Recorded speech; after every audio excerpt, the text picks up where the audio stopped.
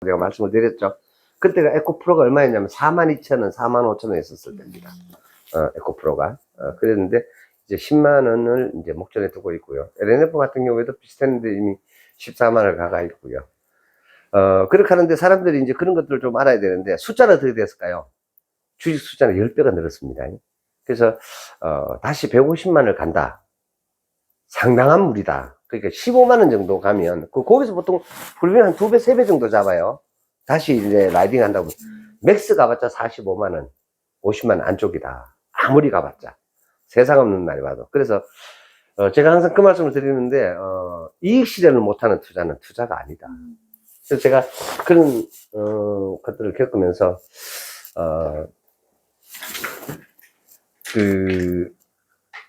투자는 창업이다라는 말씀을 제가 계속 드립니다. 오늘의 주제도 아마 이걸 같아요. 그래서 제가 왜 이 투자를 계속해서 강조를 하느냐 하면 실패할 수도 있습니다. 그런데 투자 인생을 살아가시면서 수없이 많은 시행착오와 실수들을 하시는데요. 그 중에서 투자가 가져다주는 실패의 확률이 가장 낮다라는 겁니다. 사실은 너무나 많은 실수를 하면서 살아가요. 그렇게 하는데 오히려 투자라는 것을 했을 때 훨씬 더 안전하다. 그리고 이 투자는 어떤 게 투자냐? 사람들이 제가 이제 여기다가 하나 더 붙이잖아요. 보이지 않는 투자를 해라라고 얘기를 하잖아요. 그렇게 하기 때문에 여기다가 금융이라는 것을 붙입니다. 결국에는 보이지 않는 투자입니다. 보이지 않는 투자. 그래서 제가 보이지 않는 돈이다라고 제가 말씀을 드리죠. 그래서 이런 어떤 부분들은 실패를 두려워해서도 안 되고 끊임없이 이것은 해 나가야만 하는 것이다라는 거. 그리고 아까 이제 동안 얘기를 했는데 투자를 지속적으로 할 수 있으면은 안 늘습니다. 왜? 늘 기대가 있기 때문에. 늘 기대가 있기 때문에. 그래서 절대 놓치지 마시기를 바랍니다. 그리고 심지어는 예를 들어서 만약에 내가 가상자산 시장에 대한 어떤 그런 궁금한 거다 이런 부분을 단돈 5만원이라도 그냥 묻어놔 보십시오. 그리고 한 1년이나 또 2년이 지났을 때 이게 예를 들어서 한 30배 정도 갔다고 칩시다. 또는 한 10배 정도 갔다고 칩시다. 작은 성공이지만은 성공을 했는 그런 어떤 시대 흐름에다가 내가 이렇게 과감히 던져놔 볼 때 그것이 확인돼 보는 이런 어떤 부분들이 작은 어떤 에너지, 나의 사이클을 완전히 바꾸는 계기가 됩니다. 그런 것들이 쌓이다 보면 좋은 결과로 이렇게 되는 날이 분명히 옵니다. 그렇게 하기 때문에 제가 항상 이 말씀을 드리는데 하나님은 누구나 다 부자로 창조하셨다. 근데 왜 부자로 못 살까? 답은 간단해요. 목사님들이 현장이 없으니까 거기다 답들을 못 하는데 내가 중심이 되기 때문입니다. 왜? 내 아버지가 부자가 아니야. 근데 부자 아버지가 아닌데 내가 부자가 될 확률은 제로의 수렴이에요. 근데 많은 사람들은 부자가 되고 싶어요. 그러면 내가 내 생각, 내 습관, 내 체질로 어떤 행동을 해도 나는 어떻다? 부자가 안 된다라는 것이 확률이 높아요. 그러면 나를 내려놔야 되는 거예요. 그래서 투자가 바로 그런 것이다.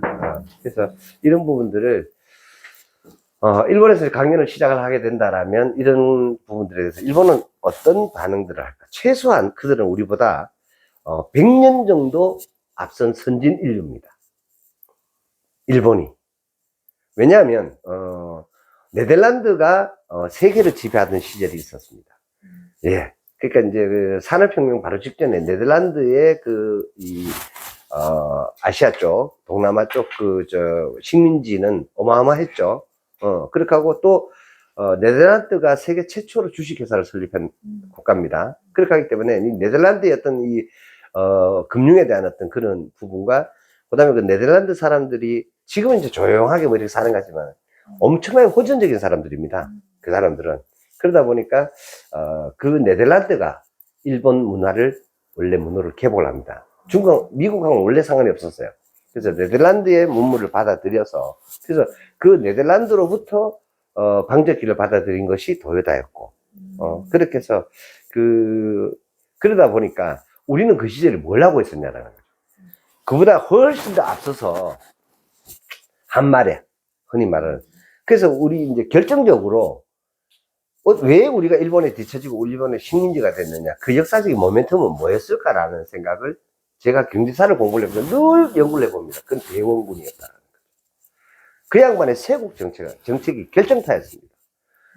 안동건 씨의 어떤 그 세도 정치, 안동림 씨의 세도 정치, 그 다음에 또 뭐, 그보다 훨씬 더 뒤에, 전에 그 어떤 고려 무신, 후기의 어떤 무신들의 어떤 그런 이런 거 전에, 이런 어떤 부분들을 다 떠나서, 문제는 그 쇄국 정책이라는 그 자체가, 근데 그 왜 쇄국 정책이었을까요?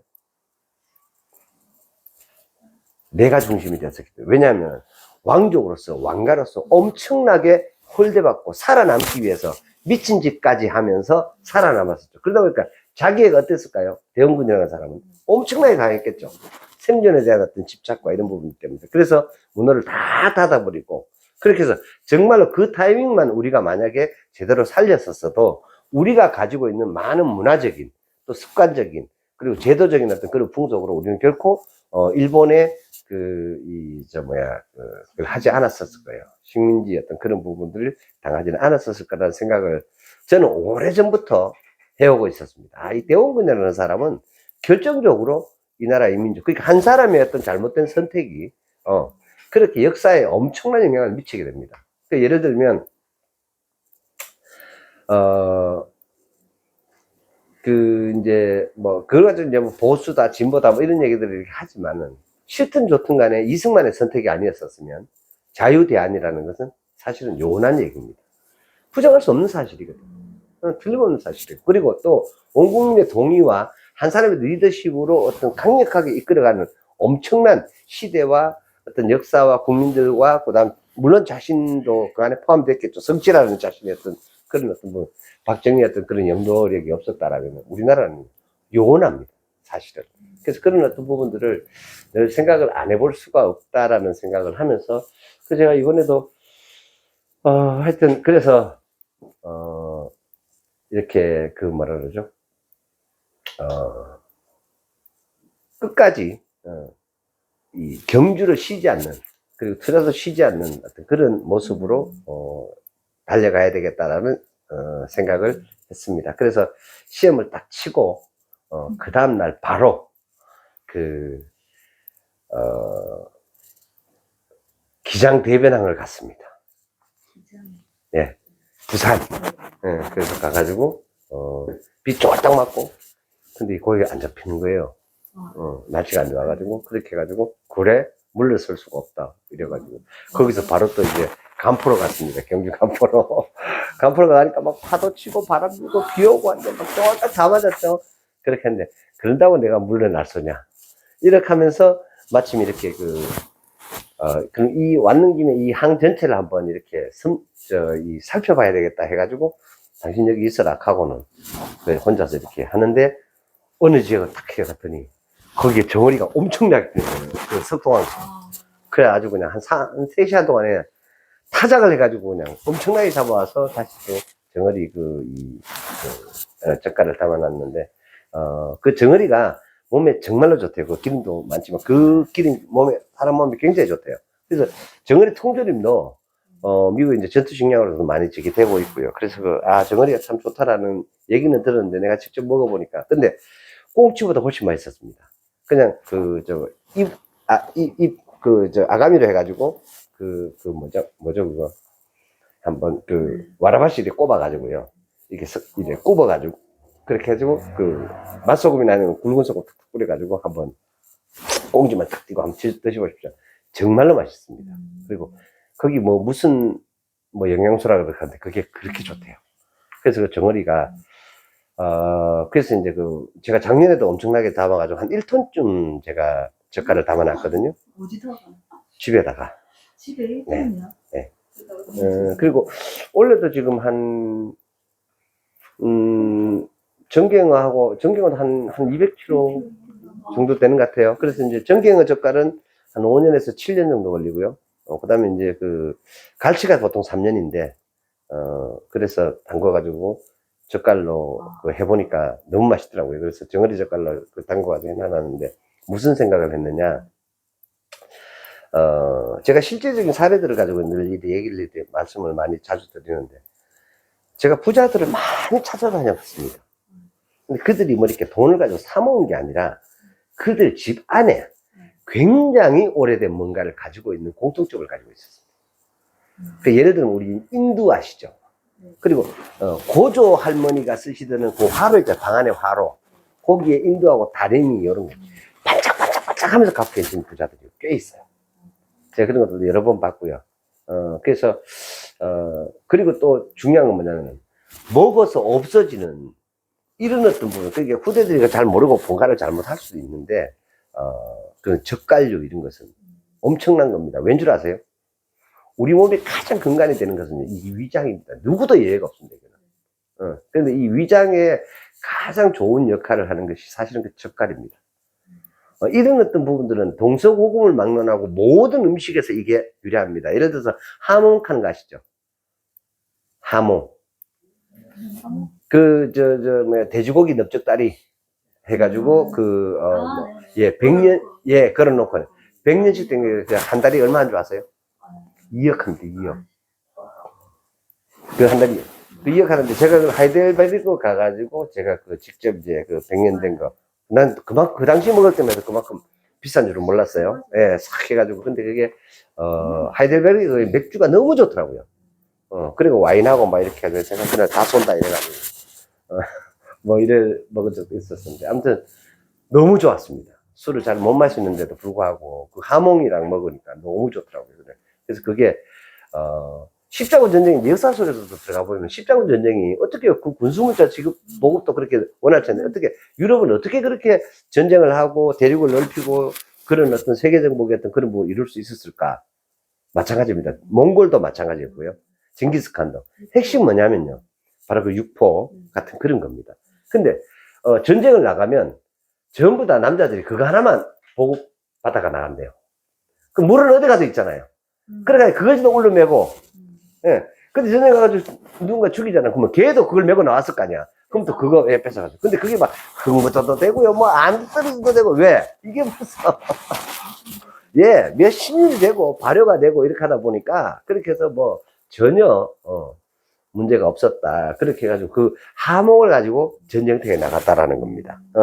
그래서 그게 지금은 이제, 이렇게 시대가 흘러가면서 뭐 보급이 어떻고 물자가 어떻고 지금도 이제 우리 이제 남자들은 다 아시는데 군대 가면 전투 식량이라고 있습니다. 그 전투 식량 가지고 전투 비빔밥 우리 너무 맛있게 잘 먹었잖아요. 그 기본적으로 1년 짧게는 1년 길게는 뭐 전투 식량이 뭐 10년까지 보관하는 전혀 문제가 없도록 그렇게 해서 된다고 합니다. 아무튼 그래서 그래 무엇을 남들이 갖고 있지 않는 무언가를 내가 무엇을 후손들에게 남길까 이 생각을 참 어릴 때부터 많이 했습니다. 저는 결혼하기 전에 그 애들 이름을 다 지어놨었기 때문에 예, 제가 18살에 이제 그래서 우리 큰애 이름이 영신이에요. 그 둘째 이름이 영민이 이름은 제가 고등학교 2학년 때 지어놓은 이름입니다. 그렇게 해가지고 그런 어떤 부분들을 하나님의 말씀을 들으면서 늘 그 생각을 했어요. 이게 어떻게 보면 하나님이 말씀을 주시고 계획을 주시고 성취시킨 데까지는 시간이 장난 아니게 걸려요. 이게 성경에 아주 짧게 기록을 하고 있는데 이런 부분들이 결국에는 알게 모르게 우리 인류의 어떤 생활 습관상 속에 이런 것들이 녹아나 있는 집이 있는가 하면 이게 녹아나 있지 않는 집이 있더라는 거죠. 그래서 이런 것들을 녹여낼 수 있는 사람이 진짜 보이지 않는 또 다른 부자의 기본적인 틀을 가지고 있다는 거죠. 그래서 제가 그런 부분을 생각하면서 아무도 우리 지금 도시 생활을 하면서 집에다가 젓갈을 담아놓고 10년, 20년, 30년, 죽어 40년 지나서 그걸 후대에게 물려주는 집안이 있을까요? 젓갈 장사 하지 않는다면은. 그죠? 뭐더라? 젓갈이 한 말에 1억이 넘는 젓갈이 있습니다. 유튜브 검색해 보세요. 전라도 쪽에서 뭐 잡아가지고, 무슨 젓갈이라고 그러는데. 그래가지고 충북 쪽에 가면은 폐광산들이 많대요. 그 광산에다 갖다 있는데요. 네, 계속해서. 그럼 팔아가지고 또 그거 갖다 놓고, 이렇게 해서. 그래서 어떻게 보면은, 젓갈에 세금 있어 없어요? 그냥 팔면 돼. 맞죠, 그죠? 젓갈에 세금이 없습니다, 그죠? 예. 그렇게 하다 보니까, 그런 어떤 부분들, 그리고 절대 경쟁력을 가지고 있습니다. 시간을 어떻게 따라와요, 세월을? 그죠? 근데 그 원가 해봤자 얼마나 될까요? 고기 예를 들어서 뭐, 제가 정어리를 잡는 고기가 만약에 뭐 한 100kg 정도 된다고 칩시다. 정어리 100kg 얼마나 할 것 같아요? 10,000원 주면 삽니다. 네, 100kg, 고기 100kg 꽤 많은 양이에요. 근데 그거를 10년, 20년, 30년 가기가 어렵다는 거예요. 우리 일반 생활 속에 그런 게 굉장히 많습니다. 예를 들어서 보이차 같은 것도 마찬가지죠. 네. 그러다 따지면 젓갈은 엄청 싼 거예요. 보이차 100년 되면 20억 다 넘어요. 100년 된 보이차 한 편이 다 20억이 넘어요. 그렇게 한번 생각 한번 해보십시오. 그러면 우리가 그런 어떤 세대를 이어가고 어떤 그런 어떤 부분들에서 우리가 과연 준비하는 부분들이 얼마나 있을까 이런 것들을 한번 생각해 보고 싶어서 그래서 제가 이번에 집사람을 데리고 갔다 왔습니다. 갔다 왔는데 이제 그렇게 해서 비 쫄딱 맞고 근데 고기 엄청 잡아와가지고 다 정리하니까 새벽 1시 반이더라고요. 그렇게 하고 그 다음날 새벽에 내 또 간다. 나도 가야지. 그렇게 해가지고 이제 그 다음에는 이제 그 간판 이제 또 바로 가봤습니다. 그래가지고 또 그래가지고 신나가지고 또 간다. 그렇게 해가지고 이런 게 있었어요. 왜 이렇게 안 이어지냐? 왜 이렇게 이게 좀 뭐랄까 이렇게 뜻대로 잘 안 되냐? 그런 어떤 부분들에서 좀 이렇게 좀 잊어버리고 좀 기다릴 수 있는 것들 이런 부분들을 생각해 몰두를 하고 싶고요, 집중하고 싶고 그렇게 해가지고 그 어제는 점심 먹다가 동생들하고 또 갔어요? 네 점심을 먹고 제가 구룡포항까지 얼마 걸렸냐면 1시간 10분 만에 들어갔네요. 집에 출발해가지고 얼마를 밟은지 아시겠죠? 그렇게 하니까 2시대가 출발해가지고 거기 가서 낚싯대를 딱 피는데 4시가 안 됐었습니다. 그러니까 뭐 미끼 사고 다 사고 해가지고 얼마나 밟아놔야든지 그렇게 가가지고 어제도 상당히 많이 잡아와서 그래서 하여튼 나중에 언제 한번 보고 많이 쌓은 다음에 다 이렇게 포떡가 뭐라 그러죠 이렇게 손질을 해가지고 제가 이렇게 드려가지고는 답이 안 나오겠더라고요. 드려봤자 드실 줄도 모르고 이렇게 해가지고 그래서 몸에 좋은 것들은 나누는 게 안 좋겠나 싶어서 조금씩 이렇게 냉동시킨 거. 그래서 내가 이봉 부장한테 제가 한 통을 갖다 줬더니 그게 얼마나 귀한 건지를 모르고 누굴 족부는 거야. 아 진짜. 그래서 내가 그렇구나. 제가 이번에 일본 갔다 와가지고 전경에 대해서 제가 말씀을 드렸잖아요. 그래서 그것도 제가 알아보니까 굉장히 좋은 거였습니다. 그래서 일본의 국민 생선은 전갱어입니다. 우리는 고등어고. 그리고 우리 고등어 엄청 좋은 걸로 알잖아요. 근데 고등어보다 전갱어가 훨씬 더 몸에 좋습니다. 그래서 그런 것들도 알았고 어찌됐든 간에 그래서 뭐 이렇게 잠시 어떤 그런 시간들조차도 그냥 시험시험 넘어가지 말자. 그렇게 해가지고 뭐 비용은 그렇게 많이 안 들어요. 오히려 한 번 낚시 갔다 와가지고 들어가는 모든 비용 다 해보자 골프 한 번 라운딩 가는 비용 정도 한 3대1 정도 그렇게 하고 힐링했던 그런 수준들은 오히려 훨씬 더 좀 크지 않는가라는 생각을 해봅니다. 아무튼 이번 주 지난주 그렇게 저 시험 친다고 모적을 했고 하여튼 2주 동안에 하여튼 관세가 일단 타결이 된 것 같습니다. 굉장히 잘 됐고 그리고 중국에서 히토리를 또 잡고 그렇게 저걸 했죠. 그랬는데 결국에는 그렇습니다.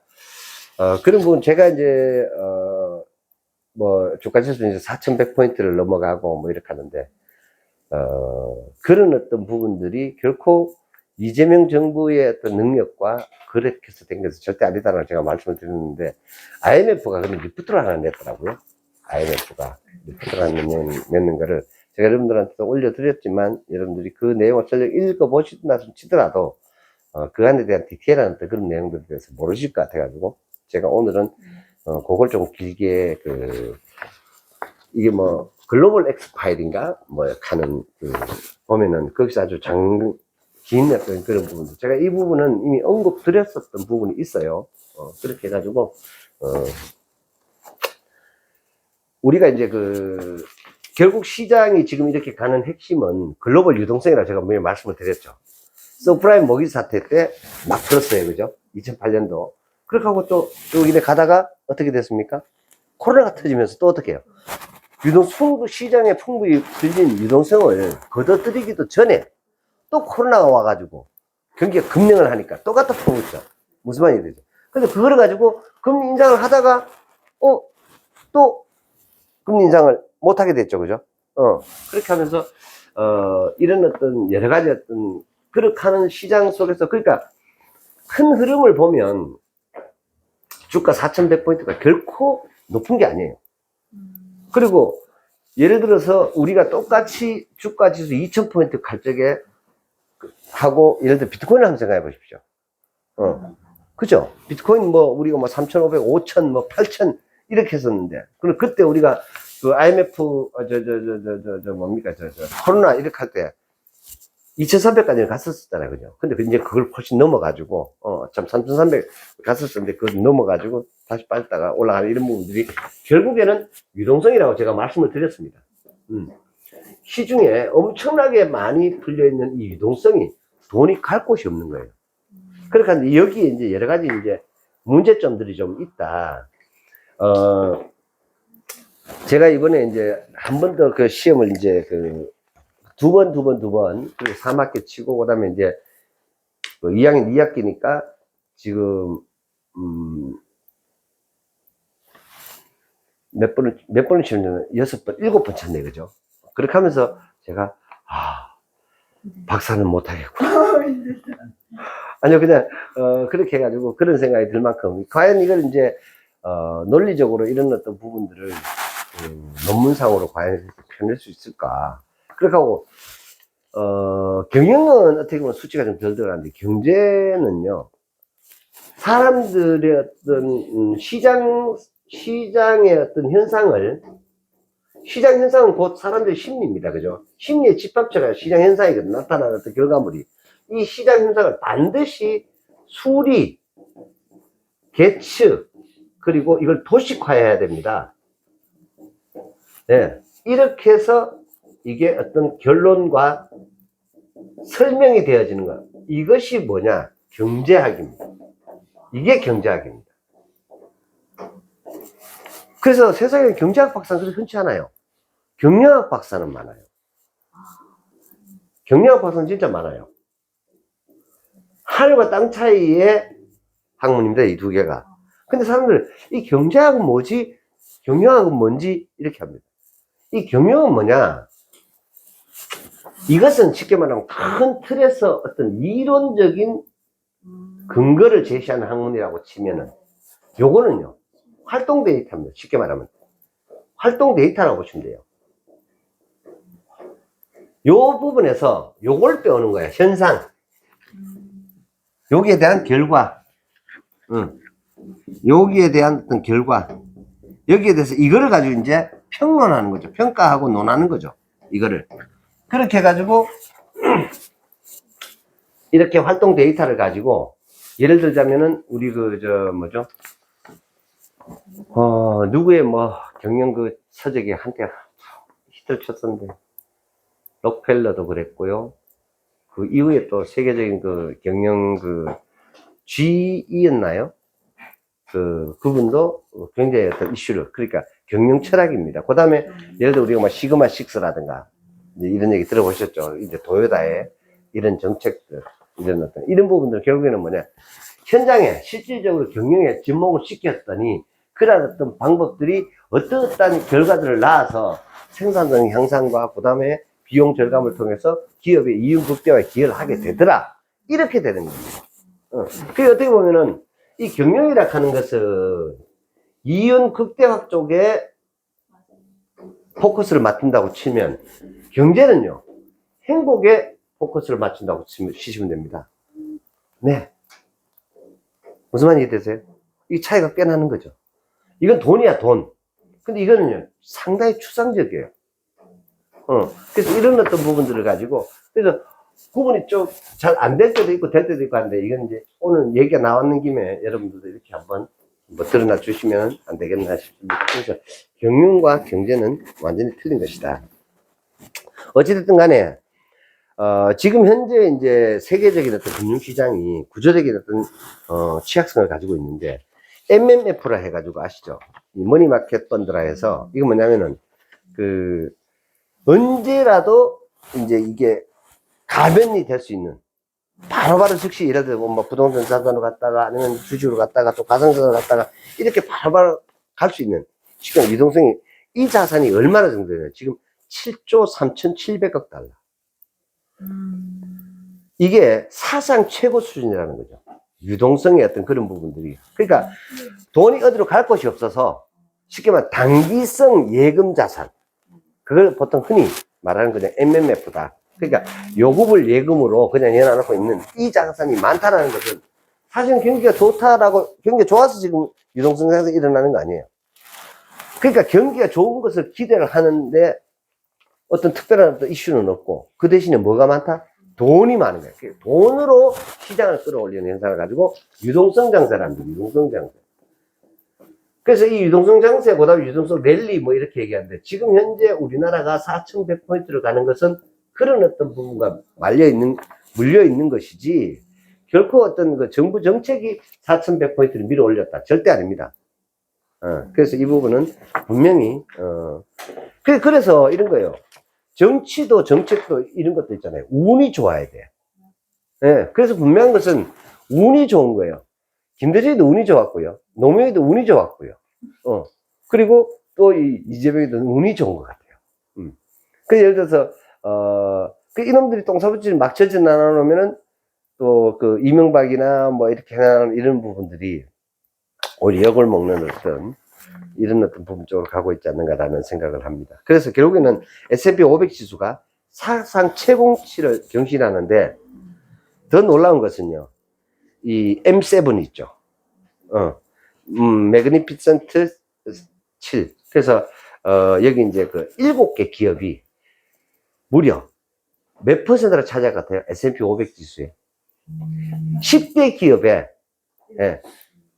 10대 기업에서 대부분을 이 시가총액에,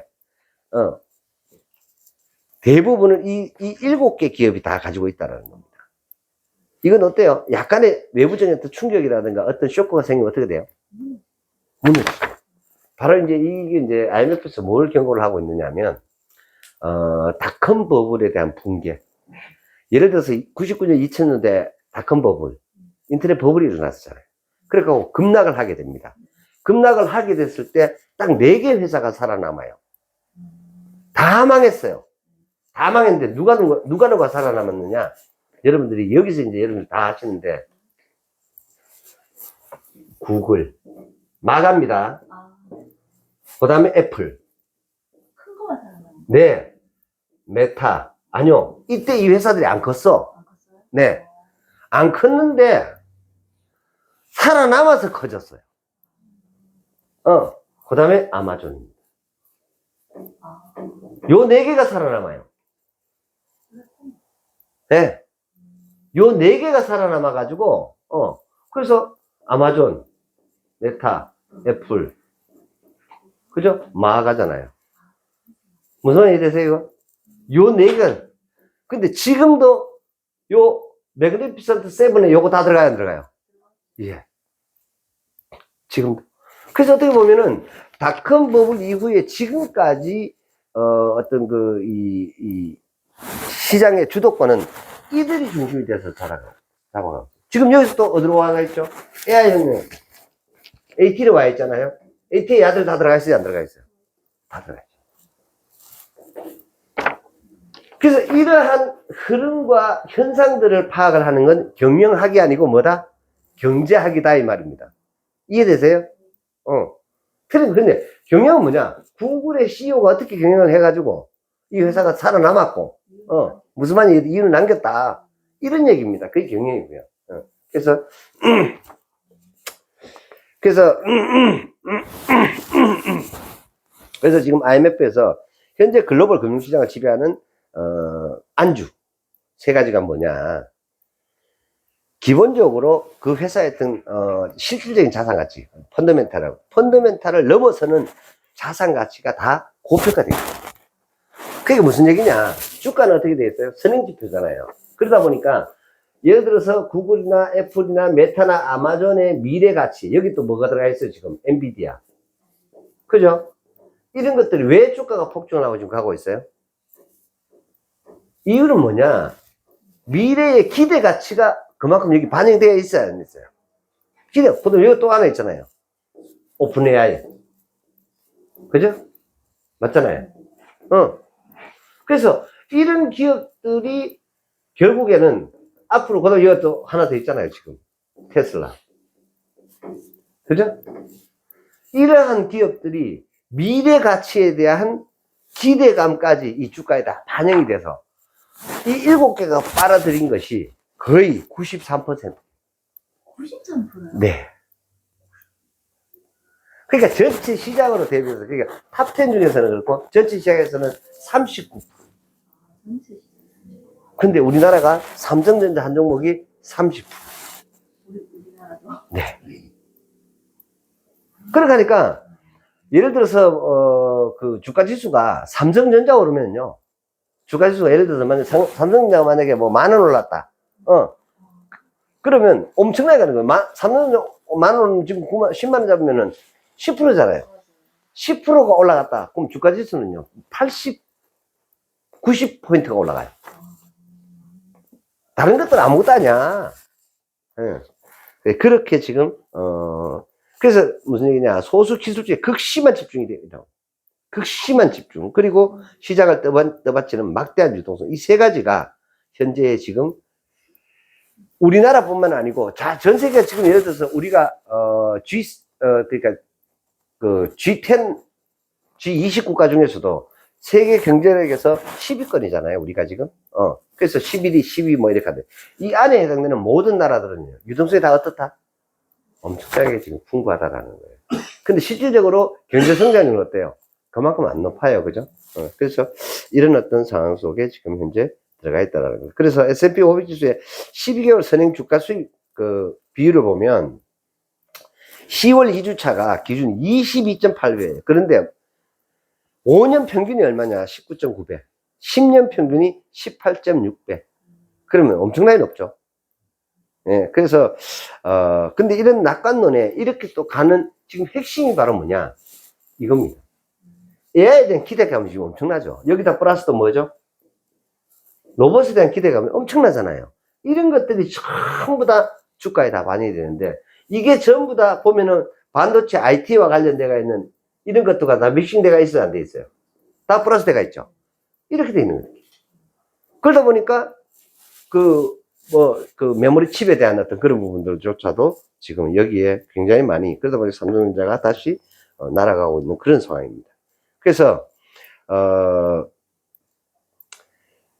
그 다음에 또 이제 이런 아까 이제 제가 말씀드렸듯이 이 7개 기업의 그 기술주의 어떤 투자 집중도도 전체 유동성의 34%가 여기 투자가 됩니다. 그러니까 엄청나죠. 이것은 예전에 닷컴 버블일 때보다 훨씬 더 심각하대요. 그때보다. 그래서 제가 이런 부분들을, 이거는 2000년도 닷컴 버블 당시를 넘어서는 극심한 쏠림 현상이다. 골드만삭스에 따르면 2025년 실적 시즌 M7 그룹의 전년 대비 성장률이 무려 얼마냐? 이 기업이 전년 대비 26.6% 성장했대요. 이런 수치를 사실은 본 적이 없어요. 저도 마찬가지입니다. 그런데 나머지 S&P 500 기업 493개, S&P 500이니까 493개의 기업 성장률은 몇 프로다? 4%. 놀랍지 않나요? 요 7개가 26.6% 성장할 동안에 나머지 493개가 4% 성장했대요. 그럼 야들이 다 가져가는 거잖아. 이게 풍부한 유동성이 극심한 쏠림이 되니까, 그러니까 요것들만 까딱거리고 오르면 뭐다? 올라가. 어찌됐든지 간에 중요한 거는 엑시트 하면 되는 것이고, 하기 때문에, 한번 보세요. 정확하게 뭐가 나타나냐? 이긴 놈만 계속 이기잖아요. 승자, 승입니다. 현상의 결론도 승자, 승입니다. 인생도 승자, 승 게임이고요. 이런 큰 흐름의 맥락도 승자승 게임입니다. 그래서 이기는 습관을 가져야 됩니다. 그 이기는 습관은요, 다른 거 없습니다. 깨어있는 겁니다. 뭐 잠잘 시간 있어. 가서 낚시해야지. 한 마리 잡아 올려야지. 끊임없이 뭔가의 퍼포먼스를 이루는 작은 또 다른 몸짓을 움직여야 된다는 거죠. 나비 효과라는 말이 그냥 나왔겠습니까? 여기서 팔락거리는데 왜 아프리카에서 지진이 나냐고요. 그죠? 그런 것처럼 우리가 그런 것들이 필요하다라는 겁니다. 그리고 사상 최대 수준을 불어난 현금성 자금도 잠재적인 어떤 불안 요인이고요. 미국 가계 금융자산 중에 지금 주식 비중이 얼마인 줄 아세요? 주식 비중이 45%예요. 자산 중에 얼마나 갖고 계세요, 주식을? 그죠? 우리나라 10%가 안 돼요. 예, 네, 10%가 안 돼요. 다 묶여있는 자산이, 그건 무슨 얘기냐? 역동성이 없다는 뜻입니다. 역동성이 없다는 뜻입니다. 그렇게 하다 보니까, 그래서 미국을 가보시면요, 굉장히 여유로워요, 일단은. 인간들이 다. 거기다 물가도 엄청 높아. 예. 네. 근데 저것도 어떻게 돌아가지? 그들은요, 엄청난 금융소득을 가지고 있다. 이런 뜻입니다. 돈이 내 대신에 돌아가는 그런 섹터들을 누구나 다 가지고 있는 거야. 그 중에 큰 어떤 섹터를 차지하는 게 뭔지 아세요? 연금이라는 겁니다. 그 중에, 이 무슨 얘기냐? 내가 젊었을 때 상당히 많은 금액을 미리 너나 할 것 없이 30% 40% 떼놔놓고, 예. 그리고 그걸 또 주식에다가 운영을 하고, 그리고 또 그 배당을 가지고 또 주식에다가, 또 주식에다가, 또 주식에다가. 이렇게 해가지고, 지금 제가 같이 그 봉사하시는 그 권사님이 미국 시민권자라고 말씀드렸어요. 미국에서, 미 8권 여기, 여기서 간호사로 정년퇴임을 하셨어요. 70 하나에. 그런데 그분이, 원래 자기 이제 남편이 계대 교수님으로 계시다가 돌아가셨어요. 그러다 보니까 교직은 연금이 나오겠죠.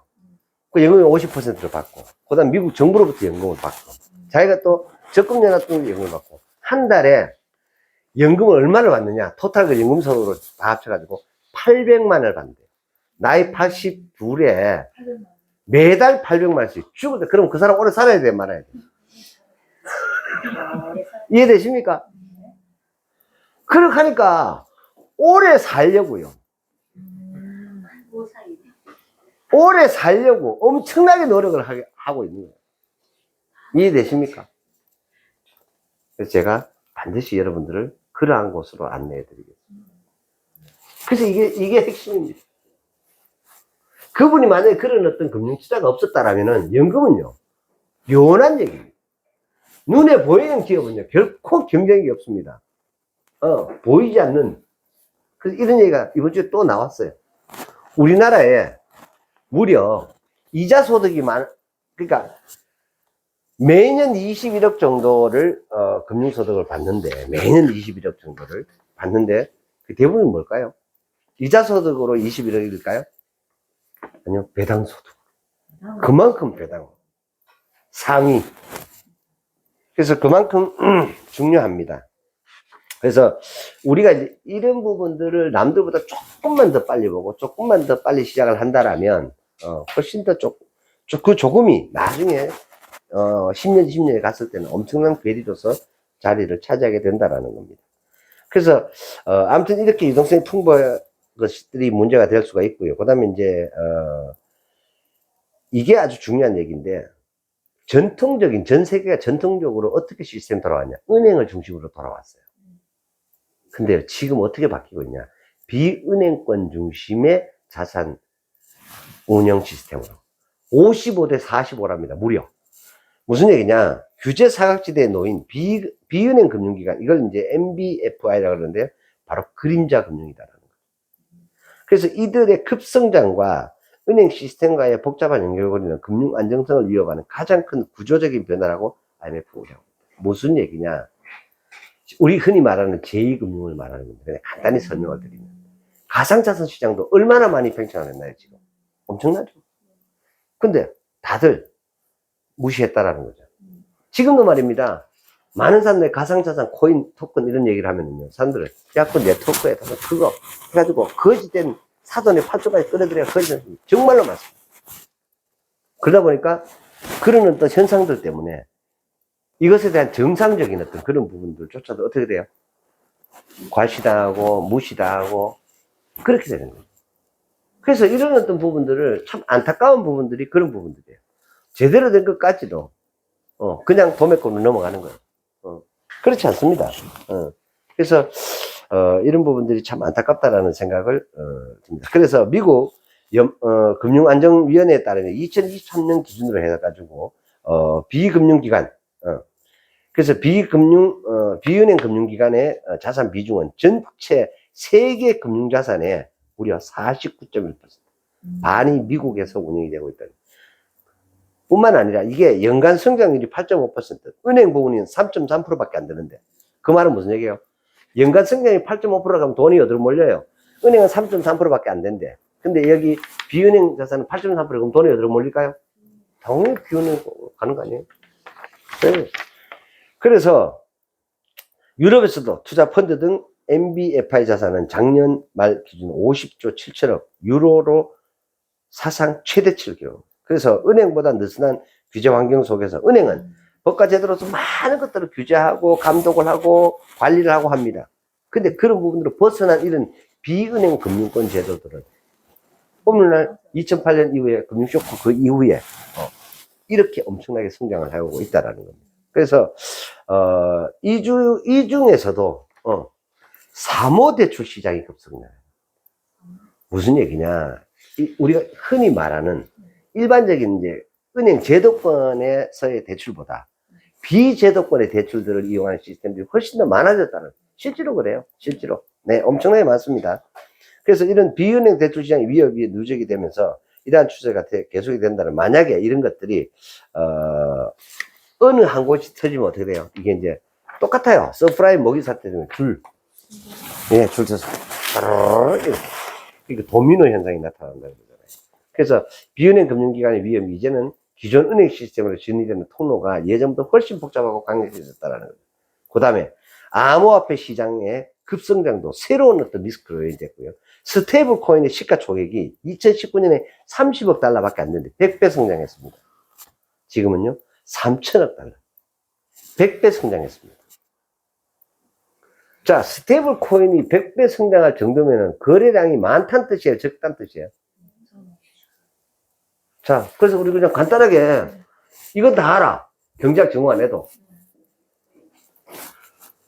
수요와 공급에 요가 가격이 결정되는데, 그죠? 이게 이 점성연수 이 수요와 이 공급의 요 가격이 결정, 이게 자꾸 많이 집중되면 가격이 올라가야 내려가요? 예, 올라가죠, 그죠? 올라갑니다. 이게 자주 안 만나. 가격 결정이 자주 안 일어나. 그럼 가격이 내려갑니다. 그죠? 이거하고 똑같은 겁니다. 그래서 끊임없이 엄청나게 일어난 어떤 부분들이 성장하고 있는데, 근데요, 우리 인간은 어떨까요? 끝장 봐야 돼요. 끝까지 가봐야 돼요. 그래서 이 랠리에 올라타야만 합니다. 그게 위험하게 사는 거예요. 사람들은 먼산 불보듯 하고 있어. 아닙니다. 올라타야만 합니다. 올라타야 되나? 네, 올라타야만 합니다. 문제는 이런 올라타는 부분들을, 예, 엉뚱한 것을 올라타는 이게 문제예요. 예, 이게 이제, 예, 잘못 올라타고 잘못 내리고, 그래서 이런 어떤 부분들을, 그래서 제가 큰 흐름 틀에서 어떻게 가는 것이 맞다라고 제가 그 말씀을 드린 이유가 바로 그런 부분들입니다. 그래서 똑같이 같은 시대를 살았는데 누구는 엄청나게 성공을 했어요. 근데 누구는 쪽박을 차죠. 그런 어떤 부분들에서 매우 중요하다는 말씀 아무리 강조해도 지나침이 없습니다. 이래서 이러다 보니까 돈이 이렇게 움직이면 실질적으로 어떤 투자가 돼가지고 막 기업이 성장을 하고 막 급여가 엄청나게 실질 임금이 오르고 또 내가 가게에서 실질할 수 있는 어떤 가처분 소득 자체가 막 폭증 됐나요?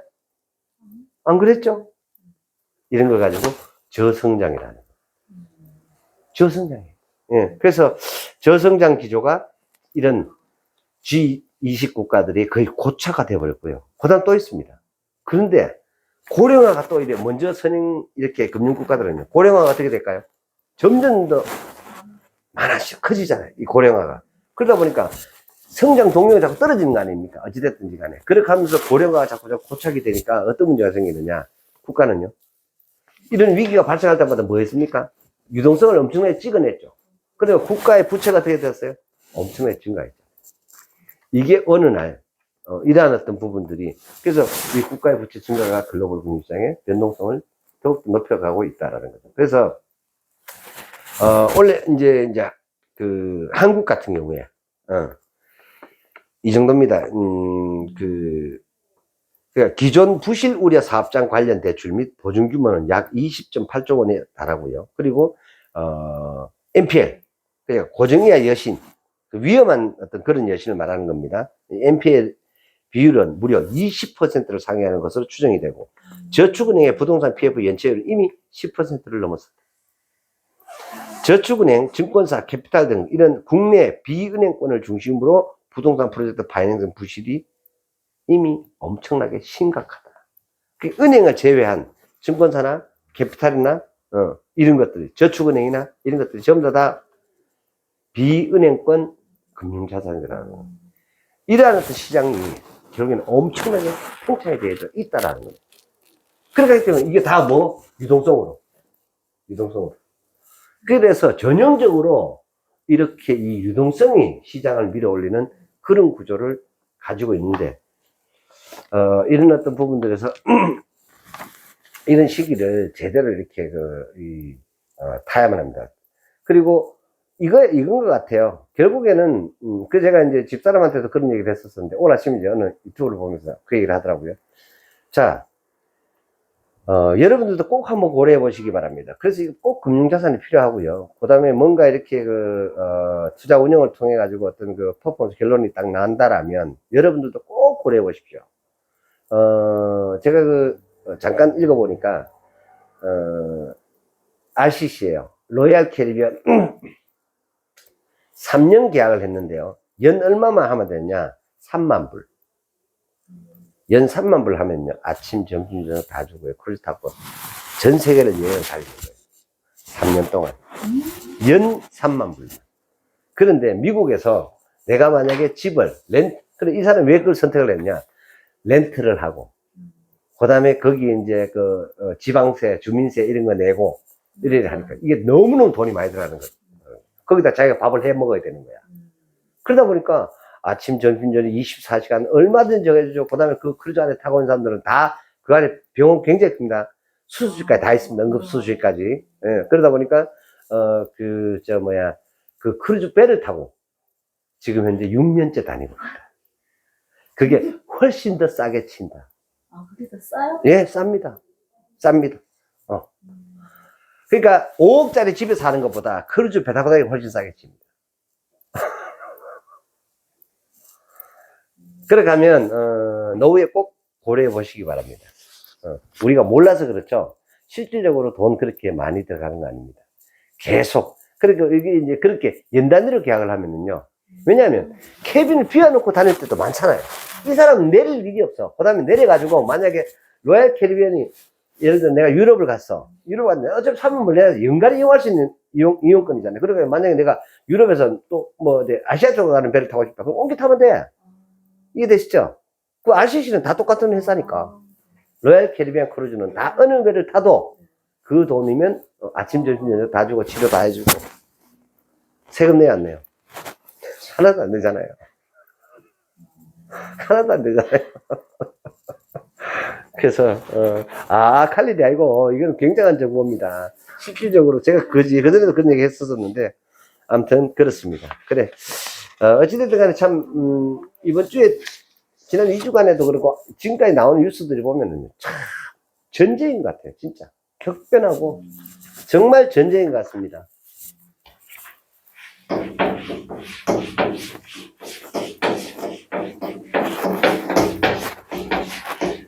인텔이 뭐 다 죽었다 하는 게 엊그제 같은데 인텔이 완전히 부흥을 했고요. 무려 이놈의 인텔이 누구를 만났냐? 트럼프를 만난 거예요.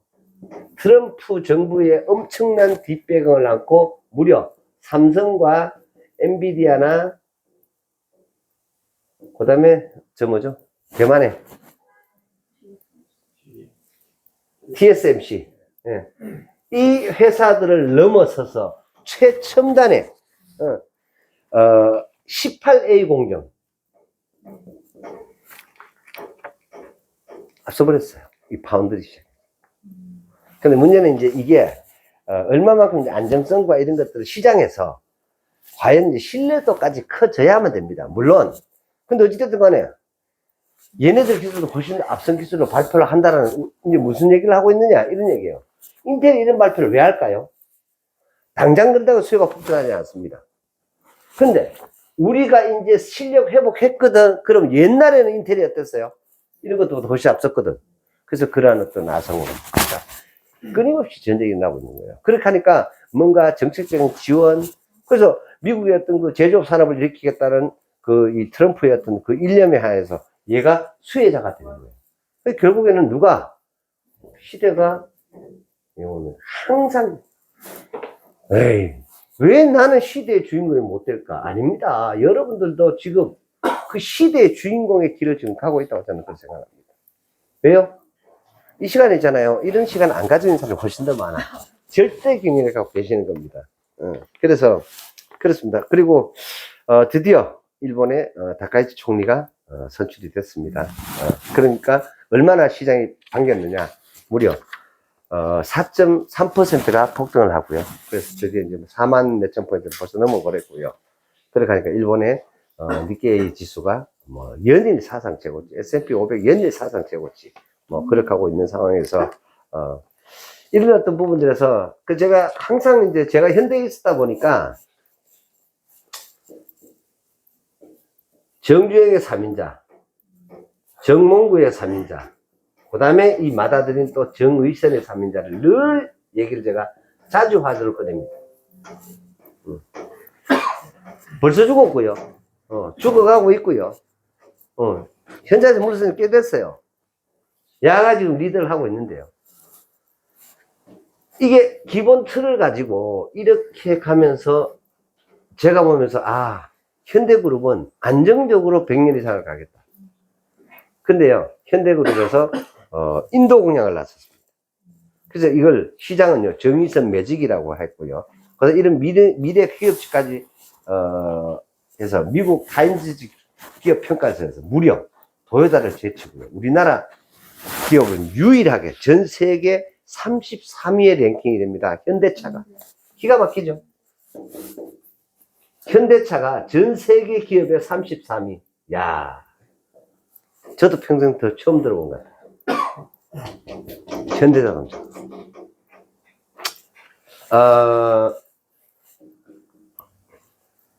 몽고는요, SUV로 혁명을 일으켰거든요. 산타페입니다, 산타페. 산타페 신화의 주인공입니다. 그렇게 해가지고요, 그 IMF 때 다 8년 넘어갔던 거 다 샀어요. 현대건설, 그래가지고 HMC 현대차 증권이죠. 현대증권 안 샀어요. 그래서 그 KB로 넘어갔고요. 그렇게 해서 많은 그때 팔려갔던 기업들을 다 찾아냈습니다. 이 왕자의 난에서 잘못 선택을 해 아들만 죽여버렸죠. 그때도 제가 그런 강의를 했었습니다. 정주행의 맏아들이 자살했거든요. 그리고 넷째 아들이 또 자살해버렸어. 1번과 4번이 자살했습니다. 그렇게 해서 이 몽구로 넘어왔는데요. 그러니까 졸지에, 야가 원래 둘째야. 근데 장자의 어떤 그런 부분을 가져오죠. 그리고 거기에 이제 장자가 이 정의선이라는 사람입니다. 그렇게 해서, 그러다 보니까 이제 이런 어떤 후손들에서, 여기 이제 자살이었거든요. 자살. 그러면 요거 첫 번째, 네 번째인 거예요, 요게. 그럼 요런 후손들 하면 이제 자살, 교통사고사, 뭐 이런 거, 그 다음 물에 빠지고, 뭐 비행기, 뭐 무슨 폭발사고, 뭐 이런 걸로 죽어가는 사람들이 이어집니다, 영적으로. 요렇게 영적 내림과 영적 대물림이 이어집니다. 그래서 이런 가문의 이력들이 이렇게 만들어집니다. 여기다가 삼성을 딱 내면 전부 다 이거예요. 삼성은 전부 이거예요. 이재용이도 암으로 죽게 됩니다. 이재용이도 암으로 죽게 됩니다. 두고 보세요. 선택할 수 있다고 생각하거든. 나설 수 있다고 생각하거든. 아닙니다. 불가합니다. 그래서 하여튼 간에, 무려 1년 만에 159계단을 뛰어넘었고요. 기업 평가에서 보통 이 도요타를 제쳤다는 얘기는요, 도요타의 버금가는 현대차의 어떤 비상을 얘기를 하는데, 핵심 뭐냐? 인도입니다, 인도. 그러니까 중국 가서 한 방 먹었죠. 좋은 어떤 그 타산지수 그 교본이 됐습니다. 그래서 인도는 이제 중국 산다가 좀 틀리죠. 그래서 그걸 교훈 삼아가지고 인도 시장에서 시장 점유율을 엄청나게 지금 키워가고 있는 그런 상황입니다. 무려 영업이익이 2년 만에 45%를 뛰었다. 그러다 우리가 이번에 관세 저거 하는데 갑자기 얼마를 내렸어요? 1,400만 할인해가지고 풀어버린 거야. 25% 관세 받고 일본차는 15% 맞으니까. 10% 갭만큼 오히려보다 더 싸게 할인해버린 거예요. 그러면 시장 지금 전혀 문제 없죠. 미국에서 지금 현대차가 엄청나게 쌉니다. 그래서 도요타가 훨씬 더 싸게 지금 판매가 되고 있습니다. 그 정도를 충분히 커버할 수 있는 또 다른 어떤 수익 섹터가 있다 없다? 있다는 얘기죠. 그러면 현대차가 왜 그럴까? 이게 바로 뭐입니까? 다국적 기업 아닙니까? 현대자동차가 다국적 기업을 어디 갔었다? 중국 가가 눈치만 나왔잖아요. 러시아 가가지고 우로전쟁이 일어나는 바람에 눈치방치 돼가지고 다시 인수한다라는 조건을 붙여놔놓고 튀어나왔잖아요. 그래서 어디로 갔습니까? 인도 갔습니다. 그리고 바로 그 밑에 인도네시아도 이런 식으로 가면서 이런 어떤 사세 확장을 하는데, 이 정의선이가 아주 멋진 카드를 들고 나왔어요. 전기차를 외칠 때 이 친구가 또 아버지하고 똑같이 수소차를 외쳤습니다. 여기 전부 다 있잖아요. 승합차에 미쳐 있는 시절이었습니다. 그레이스 아시죠? 그 다음 15인승 뭐 무슨 차가 있었는데, 뭐 그런 차로 미쳐가 있을 때, 우리나라 최초로 만든 SUV 차가 바로 산타모였습니다. 산타모. 산타페 아닙니다. 산타모인데 내가 아까 실수한 거예요. 근데 이 산타모라 하는 이 차가 처음에 인기가, 무슨 저런 차가 다 있노? 정말로 인기가 없었어요. 인기 없었는데 제가 이 당시에 신당주에 있을 때, 저 차를 바꾸면은요, 대당에 200만원씩 주고요, 직원들한테. 그 다음에 60개월 무이자를 해줬어요. 그러니까 현대자동차의 모든 영업사원들이 다 저걸 기본 한 대씩 다 계약을 하는 거예요. 그게 17,600대야. 이해되세요? 그 다음 뭐 모비스하고 뭐 이렇게 하면서. 그러니까 현대와 관련되어 있는 저거만 해도 한 50만 대는 팔립니다. 그러니까 많은 사람들이 타니까 어때요? 더군다나 그 당시에요, 휘발유 차가 아니고요, 이게 LPG였습니다. 우리나라의 LPG 시장이 이렇게 자동차의 LPG 시장이 커지게 된 계기도요, 이분 때문입니다. 지금은 승용차 웬만하면 LPG 다 나와요, 지금. 그래서 LPG가 이렇게 해서 히트를 치게 됩니다. 어떻게 보면은 정몽구라는 이분은요, 시대를 바꿨습니다, 사실은. 근데 이 친구가 수소차로 나왔어요. 그 다음에, 뜬금없이 갑자기 뭘 한 줄 아세요? 보스턴 다이나믹스라는 로봇 회사를 인수를 합니다. 기억나시나요? 개로봇. 제가 이번에 중국을 딱 갔더니, 그것도 중국으로 다 뺏기 넘어간 거 있죠. 짱나게. 똑같아. 그걸 딱 생겨, 네 발로 이렇게 해가지고, 그 위에다가 기관 단속 달아놔놓고, 밑에 막 뛰가는데 위에다 다다다다다다 막 쏘는 거예요. 총이. 그렇게 하면서, 거기, 제가 그때 그 동영상 보여드렸죠? 그 마네킹을 쏴서 그 마네킹 맞으면은 센서가 있어가지고 죽는 거예요. 그거 실험하는 곳이었어요. 제가 동영상 다 보여드렸잖아요. 중국 갔다 와가지고. 제가 그 총 쏘는데 너무너무 놀랐어요. 그러니까, 이 개 등판에는 뭐가 있냐? 탄창이 있는 거예요. 그러니까 이게 얼마만큼 많이 쏠 수 있어요. 그러면 예를 들어서 1분대, 만약에 이 로봇 개가 한 50마리 돼. 50마리, 3,000발씩 가지고 있다 칩시다, 총알을. 이건요, 사람은요, 3,000발 못 들고 다녀요. 걔는 전상으로가 로봇이니까. 그래야 이게 막 가가지고 미친 듯이 써지. 거기다 이게 전부 다 또 뭐라 그러죠? 인간이 적중도가 높아요? 아니면은 로봇이 높아요? 확실하죠, 그죠?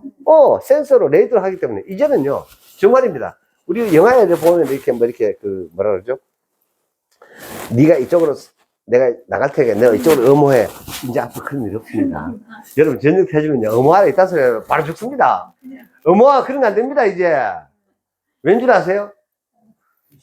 딱 발견되는 순간, 우리 사람보다 훨씬 더 빠른 판단으로 쏘기 때문에. 그렇게 하기 때문에 어머 같은 소리 하지 말고 방탄 헬멧에다가 방탄 쪽 끼고 뭐 발광을 뻗어야 되지. 안 됩니다, 무조건. 이제는 뭐 총알을 피해가고 영화를 보면 막 쏘는데 막 이렇게 구르고 뭐 하니까 막 피하고 이렇게 하죠. 불가능합니다. 이제 정확히 맞춰버립니다. 이게 미를 누가 로봇이 쏘거든. 어떻게? 레이저로. 그런 개를 50마리쯤 살리고 다다다다다 뛰가지고 막 위에서 막 쏘는 거야. 제가 저도 그러다 보니까 자동차에 사물 인터넷이라는 게 여러분 아시죠? 사물 인터넷이 뭡니까? 쉽게 말하면 이게 내가 여기에 IP 주소를 주는 거예요. 그럼 무선으로 야 켜. 내가 예를 들어서 이 스마트폰에다가 야 너 사무실에 있는 너 꼭 켜줘라. 누가 손님 갈 거야? 이렇게 딱 해도 이게 탁 켜지는 거야. 그럼 야가 명령을 받았다는 얘기예요. 누구로? 무선으로. 사물이 인터넷이 된다는 얘기입니다. 명령을 수용한다라는 거죠. 그래서 이게 전화기 커지는 거예요. 이게 사물 인터넷입니다. 무슨 얘기냐? 이런 사물 하나하나가 여러분 스마트폰 하나하나 전부 다 뭐가 있어요? IP 주소가 다 있습니다. 그 IP 주소에 AI 시대는 뭐가 됐냐? 과거에는요, 이런 어떤 부분들에 대해서 내하고 연결된 단말기 IP 주소에 대한 코드가 있어야 돼요. 지금은 그걸 음성으로 한다니. 코드 필요 없어. 음성을 딱 해서 테레비 켜줘? 그럼 테레비 툭 켜줘. 지가 음성을 인식을 해가지고. 사무실에 있는 TV 켜줘? 이러면 사무실 요게 딱 켜진다. 요걸 사물이 켜져. 자, 여러분, 현대차 타시면 그 안에 뭐 있어요? 블루 뭐죠? 링크. 예, 블루링크. 그런 것들. 전부 다 뭐예요? 전부 다 IT와 관련이 있어 없어요? 자동차와 IT가 절대로 벗어날 수가 없습니다. 자, 더군다나 이제 앞으로 자율주행차가 된다면요. 아유, 내가 운전할 일도 없고, 부산 가는데 심심할 것 같아요? 안 심심할 것 같아요? 서울 가는데 너무너무 심심하겠죠? 그럼 뭐 할까요? 그 안에서? 맞고 쳐야 될 거 아니야. 맞고서 또, 그러면 거기 뭐가 들어가요? 이런 거, 게임에 대한 어떤 그런 많은 것들이 고사양으로 들어가는 게 뭡니까? 그게 엔비디아의 GPU야. 그렇게 하니까 이번에 누구누구 불렀어요? 젠슨 황이 왔는데 누구누구 만났습니까? 예, 삼성의 이재용이 하고요. 왜 정의선을 만났냐라는 거죠. 이해되시죠? 해필은 왜 둘이 이렇게 만났냐는 게임에서 사장을 만나야 될 거 아니야. 이해되시죠? 게임을 하는 놈이 많아요. 자동차 운전해 다니는 사람이 많아요. 자동차 운전해 다니는 사람이 훨씬 많잖아요. 그러면 게임에서 대표를 젠슨하이 만나야 돼? 아니면 자동차 회사 회장을 만나야 돼요? 이해되세요? 그래서 젠슨왕이 정의선을 만난 겁니다. 영업하러 온 거예요. 그 다음에 GPU에 HBM 제대로 공급받으려고 하면 젠슨왕이 누구 만나야 돼요? 이재용이 만나야 되는 거 아닙니까? 그럼 젠슨왕이 야들들을 만나러 온 거야. 그러면 현대차는요, 반도체가 엄청나게 야가 직접 계열사를 가지고 있는 게 아니고요. 지분 투자라는 반도체 공급 그런 라인들을요, 전 세계적으로 가지고 있습니다, 현대차가. 누가 다 한 줄 아세요? 아버지는 꿈도 못 꿨어. 누가? 야가요. 정의선은요, 우리나라의 경제에 떠오르는 새로운 별입니다. 정의선이 그런 사람입니다. 삼성은요, 이건희 회장님 이후에 이재용이 별로 영향을 발휘를 못하고 있는데, 아직까지는 그래요. 근데 그러한 영향을 굉장히 빠른 속도로 파고든 중 바로 누구냐? 이 친구입니다. 그리고 이런 어떤 게 아직 안 되고, 여기에 이 대에 있는 게 지금 김동연 회장님이죠. 아직 현역이 있잖아. 그리고 여기 아들 3명이에요. 아직 멀었습니다. 이 정의선 따라오려면은. 그러다 보니까 가장 지금 키치를 들고 가는 사람이 누구냐? 우리나라 제게 정의선입니다. 그래서 SK는 이제 그 기름 찌그러졌죠. 그 다음에 통신 SK텔레콤 찌그러졌죠. 저건 이제 오래 못 갑니다. 왜요? 우주 인터넷 하는데 왜 하면 좋겠노? KT하고, 예? 그 다음에 LG U+하고, 뭐 계속 그 될까봐. 스마트폰 이제 앞으로 10년 안에 다 사라진다는데. 무섭지 않나요? 그렇게 접근하는 시대입니다. 그렇게 하기 때문에 이렇게 두 친구를 전선왕이 이번에 만나게 됩니다. 그래서 이런 식으로 지금 굉장히 빠른 속도로 지금 현재 격변하고 있는 그런 시대. 그리고 또 그런 부분에 특히 이번에 이제 에이펙은 우리에게 그렇게 가져다 놓은 시사하는 바가 엄청나게 사실은 큰 상황입니다. 그래서 이런 부분들에서 우리가 작은 몸짓이지만은 어찌됐든지 간에 우리도 여기에 편승하는 결코 뒤처지지 않는 어떤 그런 부분들을 계속해서 견지해서 가야 되지 않을까라는 생각을 갖고서 이번 주간에 또 이렇게 임했습니다. 잠시 쉬었다가 하도록 하겠습니다. 수고하셨습니다.